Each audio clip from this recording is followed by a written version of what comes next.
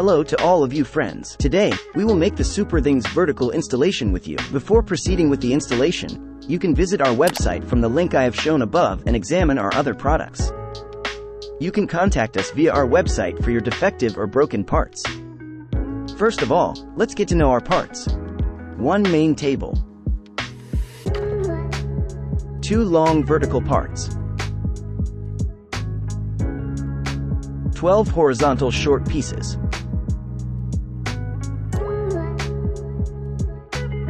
We place our main table with the nail holes upwards.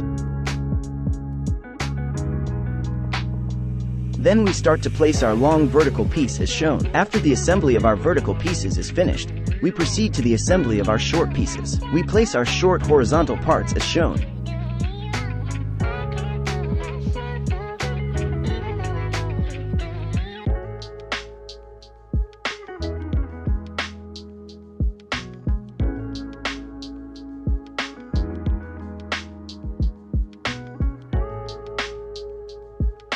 The assembly of our product is completed.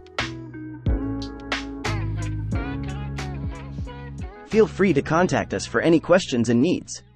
Use it on good days.